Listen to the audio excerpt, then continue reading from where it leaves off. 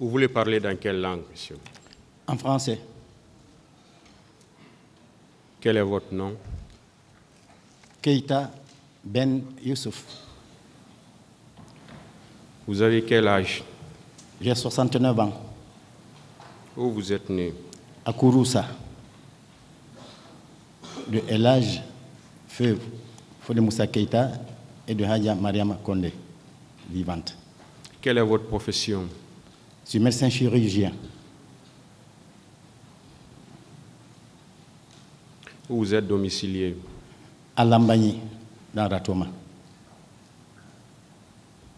Alors, dites au tribunal ce que vous savez dans cette affaire. Merci, Monsieur le Président.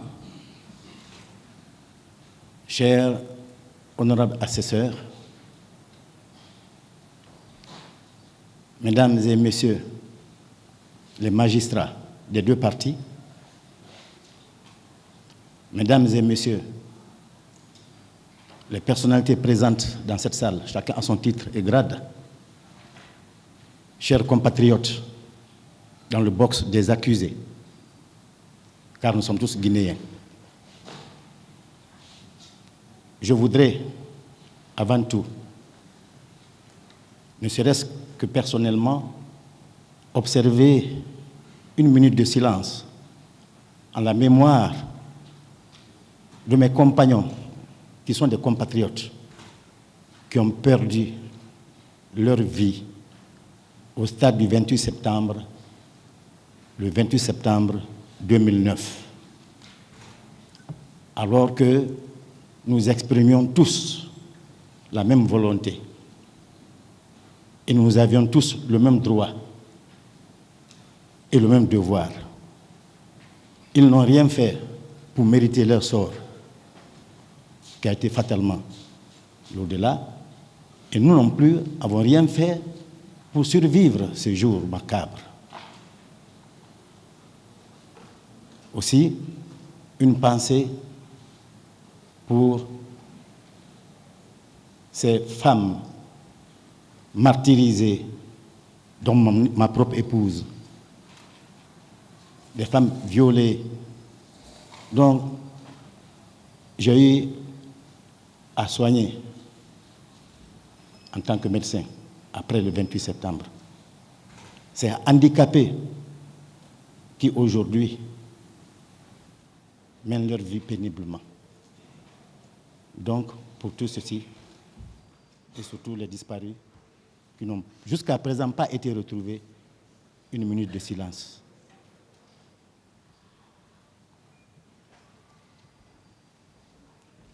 Merci, Monsieur le Président.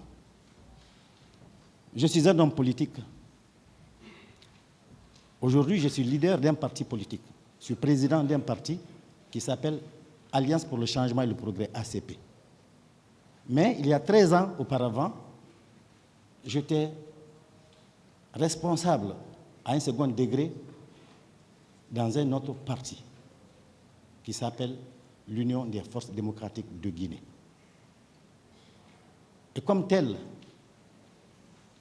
Monsieur le Président,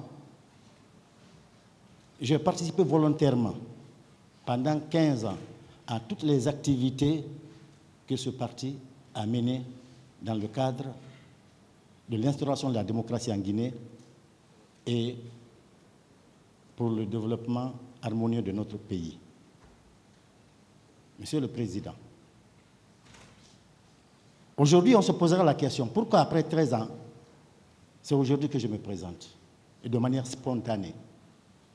Pourquoi? Pour deux raisons. La première, je ne me plains pas de mon sort, parce que le jour 28 septembre, quand j'ai décidé de quitter ma maison pour aller, je suis allé en connaissance de cause, en sachant les risques que je courais. Comme on dit, qui ne risque rien n'a rien. Mon sort, je me suis accommodé avec, parce que c'était moindre que ceux qui ont perdu la vie. Cependant, mon épouse, qui a souffert le martyre, a comparu devant Human Rights Watch. Cela m'a soulagé parce que quelque part, elle représentait les victimes. Et chez moi également, j'ai reçu Mme Asma Ouba avec le groupe de Avipa. C'est dans ma maison qu'elle a été confirmée comme présidente. Pour nous déjà, c'était largement suffisant pour que nous ayons des personnes dignes de confiance qui pouvaient et qui peuvent porter la voix de toutes les victimes. Monsieur le Président, étant donc un responsable d'un parti qui était un des plus grands partis et qui continue encore d'être un grand parti en Guinée, qui est l'UFDG, dont le président est Ella Seloudal Diallo, nous avons apprécié l'arrivée au pouvoir du CNDD après la mort du général Lansana Conté, paix à son âme, en décembre 2008. Il vous souviendra que ça a été une liesse, parce que le président ou le chef de groupe qui a pris le pouvoir après le décès du général était apprécié de tous les Guinéens, sans exception. Il portait un espoir. Nous avons confiance en lui. Il était même un idole.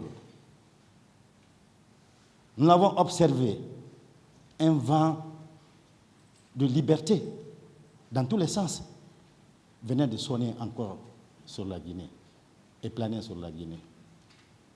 Et l'équipe, dans les premiers mois, a fait un beau travail. Mais le plus important, un homme, c'est la parole.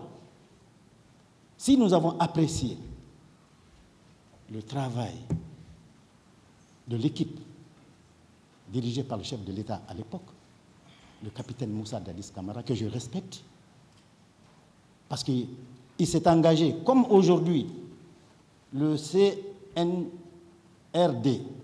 s'engage à lutter contre la gabégie, contre le détournement, à lutter farouchement contre la drogue et à s'intéresser aux activités sociales, c'est-à-dire les nécessités de base, l'eau, le courant. Nous nous souviendrons tous qu'à l'arrivée du capitaine Dadis, il n'y a pas un quartier de Conakry qui n'avait pas connu le bitume. Il n'y avait pas un quartier de Conakry où il n'y avait pas de forage. Et nous, en tant que patriotes, étions fiers. Mais, comme politique, nous savions qu'un régime militaire est toujours un régime militaire. Le militaire, c'est fait pour la caserne. Le militaire, c'est fait pour défendre la nation. Le militaire, c'est fait pour assurer la sécurité de l'État, du pays et de tout ce qui est dans le pays.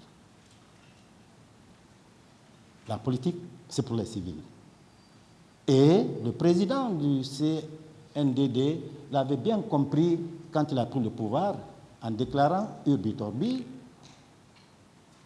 qu'il n'était pas venu pour se pérenniser au pouvoir, librement. Donc, nous l'avons tous adulé. Et c'est sûr qu'il allait aller. Malheureusement, nous ne savons pas par quel sort, nous avons vu des signaux qui nous indiquaient clairement que l'homme allait renier à ses engagements premiers. Ce qui, naturellement, attira l'attention des forces vives. Je veux parler du syndicat. Permettez-moi de commencer par le syndicat, parce que j'ai le sein syndicaliste. J'ai été 15 ans secrétaire général du syndicat des travailleurs de la société Diamantifère Arédor. Aussi, les partis politiques, les organisations de la société civile. Bref, tous avons fait des pieds et des mains pour que les organisations qui avaient commencé à pousser par-ci, par-là, pour pousser l'homme à renier à ses engagements, disparaissent. et que, comme promis, notre sauveur à l'époque, le capitaine Dadis, respecte sa parole, quitte à aller revenir plus tard, comme ATT l'a fait au Mali. Malheureusement, les sirènes maudites ont continué à sonner et nous avons décidé donc de nous faire entendre, mais de manière pacifique. Vous savez, le 28 septembre 2009 est arrivé après une longue préparation d'un comité d'organisation qui a rempli toutes les conditions. Mais il est clair que si la manifestation pacifique est un droit inaliénable, constitutionnel, il est clair aussi que quand elle est interdite, on court des risques dans un régime militaire. Mais il fallait que nous allions passer sur notre droit. Et si vous entendez que je ne me plains pas de mon sort, c'est parce que cette manifestation avait été interdite. Quoique notre droit, mais elle était interdite. Ceci étant, nous avons exercé ce droit. Le 28 septembre, donc, les Guinéens qui appartenaient aux forces vives ont été demandés par nos leaders de l'époque de se présenter au stade. Je viens maintenant au 28 septembre, Monsieur le Président. Étant convaincu donc que c'était une nécessité de se manifester et un droit constitutionnel, je m'étais préparé le 28 septembre pour venir au stade du même nom. À 5h45 du 28 septembre 2009, à peine je finissais de faire ma prière, dégrainer le chapelet, j'étais encore assis sur le tapis. Mon épouse, qui ce jour ne pouvait prier, couchée dans le lit, mon téléphone crépita. 5h46, il crépite. Ce n'est pas habituel. Et je prends, et qui est au bout du fil? C'est mon grand frère. Un grand frère qui est aujourd'hui comme un père pour moi. Parce que c'est lui qui répond à notre papa. À l'époque, il était un retraité de l'armée guinéenne. En 2006, au temps du Jean Lasconté, sous la responsabilité de Dourang Assifat Diassini, qui était le ministre de la Sécurité de l'époque, le commandant Keïta a été mis à la retraite. À l'époque, 2006, jusqu'il y a quelques 3 à 4 ans, il était en possession de toutes ses capacités physiques et intellectuelles.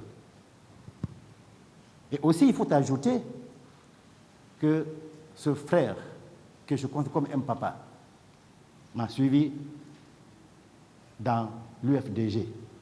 Il était un responsable au niveau du bureau exécutif dans la commission sécurité. Donc à 5h46, mon grand-père m'appelle. Il me dit, Youssouf, je dis oui. Ne sors pas aujourd'hui. Hein. Tu es sorti? Je dis non, je ne suis pas sorti. Il ne faut pas sortir aujourd'hui. Je dis pourquoi? Non, il ne faut pas sortir. Ce n'est pas bien, il ne faut pas sortir, parce que c'est interdit. Il faut rester. Je dis, mais mon frère, nous avons déjà pris un engagement, il faut qu'on aille. Il dit non, ne sors pas. Je dis d'accord, je ne sortirai pas. Parce que nous avions à l'époque, à la mémoire, très fraîche, les événements de janvier, février 2007, où plus de 150 jeunes Guinéens ont été froidement abattus sous le pont 8 novembre, encore à cause des manifestations. Alors, comme mon frère a insisté, et c'était inhabituel j'étais paniqué. Je me suis levé et mon épouse me demanda, oui, qui t'a appelé et qu'est-ce qui se passe? Je lui ai dit, c'est mon grand frère qui vient de m'appeler. Il insiste de ne pas du tout aller aux jours de manifestation. J'ai dit parce que c'est sûr que ça va être très chaud là-bas. Et rappelle-toi de ce qui est arrivé il y a 2 ans, il y a 2 ans, sous le pont 8 novembre. Je dis, c'est les militaires au pouvoir, ça risque d'arriver. Elle me dit, ne pars pas. J'ai dit, non, il faut que je parte. Surtout que je sais qu'il y va avoir quelque chose, je ne peux pas rester. Si je ne pars pas, il faut me considérer désormais comme un vivant mort. Si je ne pars pas, ma chère épouse, je serai considéré comme un traître, comme un lâche. Je dis, ce qui va arriver, arrivera.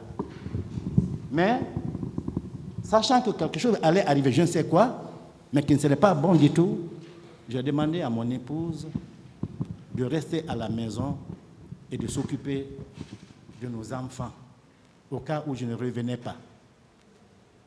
Parce que je sors avec un grand risque. Elle insista. J'ai dit, mais si je ne vais pas, il est 6 heures du matin, les gens ont commencé à sortir. Il faut que je parte. Finalement, contre son gré, on se donnait câlin et je suis parti, en lui confiant la famille et les enfants. J'ai pris quand même mon garçon, qui avait déjà 25 ans, il est ici dans la salle, qui m'a accompagné en nous disant, nous sommes des hommes, allons-y, si quelque chose arrive, c'est sûr Dieu va nous sauver. Mais si nous restons, nous serons morts en homme digne. Il est dans la salle ici. Il porte encore les stigmates.